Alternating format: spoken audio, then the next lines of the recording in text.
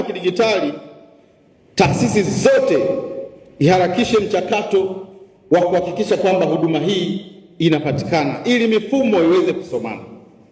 Lakini jambo lingine ni utoaji wa vyeti vya haraka, ambapo leo hii tutazindua utoaji wa vyeti kwa masaa 48 ukishamaliza usajili wako, na hii itarahisisha Watanzania wengi kupata haki zao kwa haraka ili waweze kupata huduma iliyo bora na kuweza kwenda kufanya shughuli zao kwa haraka zaidi, na taifa litasonga mbele na kuwa na uchumi imara.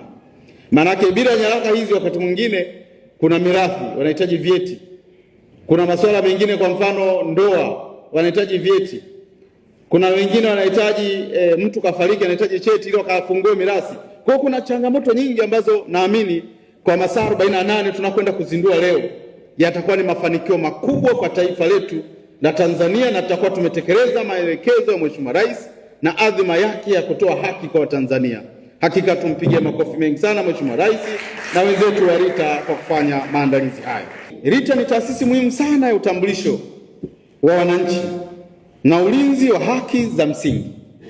Wizara inatarajia kuona maboresho ya haraka katika huduma za kidijitali, usuluhishi wa migogoro, uhamasishaji wa wananchi, na lengo kuu liwe ni kuhakikisha ifikapo mwaka 2030 kila mwananchi wa Tanzania bara amesajiliwa na kupatiwa cheti, sambamba na azma ya serikali ya awamu ya 6 chini ya Daktari Samia Suluhu Hassan na malengo ya maendeleo endelevu ya kimataifa SDG 16.9.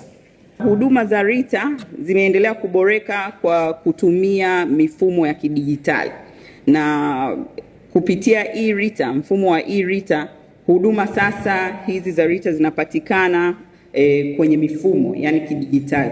Hii ni hatua kubwa sana na inaendana na matakwa na maelekezo ya Mheshimiwa Rais Dr. Samia Suluhu Hassan, ambaye ameielekeza serikali iweze kutumia mifumo ya kidijitali kutoa huduma za msingi kwa wananchi. Kwa hiyo niwapongeze sana RITA kwa kuanzisha huu mfumo wa e-RITA ili Watanzania wote popote walipo waweze kupata huduma hizi kidijitali.